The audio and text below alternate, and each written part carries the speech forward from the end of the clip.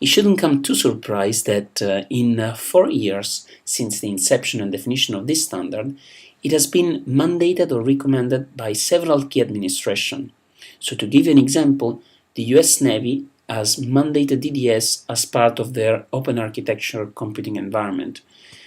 But moreover, the DISA and DISR, which is the DoD Information Technology Registry, has actually recommended the use of DDS as the standard publish-subscribe technology for all net-centric systems.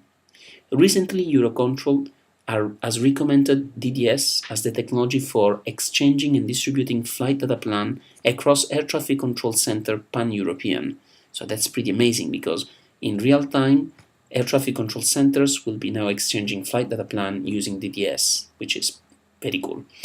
And Kinetic recently has also recommended DDS for the next generation Vetronics electronic architecture. Now, since the inception of DDS, and even before the very important and prestigious administration that I was quoting before had recommended or mandated DDS, there were some of the most challenging projects in their domain, such as the US FCS or SOSCO, or the European Next Generation Flight Data Processor CoFlight, or ZoomWalt, or VTID in UK, which had already decided to adopt and go with DDS as the technology for real-time publish-subscribe in their application. So again, this is a validation of the fact that this technology, which had been designed and thought of for this system, is really successful in addressing these problems. And again, this is sort of the proof of the pudding. Now, since I quoted before the open architecture environment from the US Navy, it's also worth to see where DDS stands. So this picture is taken from the official US Navy documentation, and as you see, the standard-based communication middleware includes DDS and Corba, where in the OAs, DDS is the standard publish-subscribe technology that has to be used, and Corba is the technology that is recommended for request-reply interaction. I know many people that actually do that over DDS anyway, but again, this is more a question of taste. What matters is that DDS was recognized as the technology they could use for publish-subscribe interaction in the combat management system, and was the one technology to use.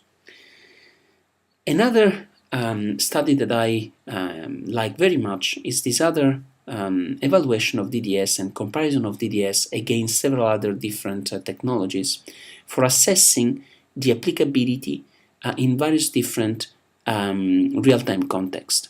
So this graph was adapted from an open architecture study performed by the NSWC in Dahlgrens, and the basic idea was that they were trying to see how the different technology could support the requirement of non-real-time system, soft real-time system, hard real-time, and extreme real-time system, where the difference between hard real-time and extreme real-time is that the latter are hard real-time system in which you count a unit of times in microseconds or tens of microseconds. So other than being very predictable and deterministic, you also have to be able to deal with very, very low latencies. Now the good news is that the only technology that is able to span across the board is DDS. And why and how come? Again, this is possible because of how the standard was defined, and this is possible because of all the quality of service settings that you can tune to ensure that you have optimal performance regardless of where your system needs to operate in this diagram.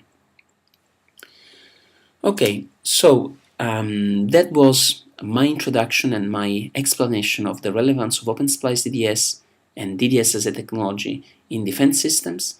And if you want to learn more about this very cool technology, you can just fetch more videos out of our YouTube channel, or visit our corporate website and enjoy some of the many webcasts that we have recorded, or visit our blog or the standard documentation.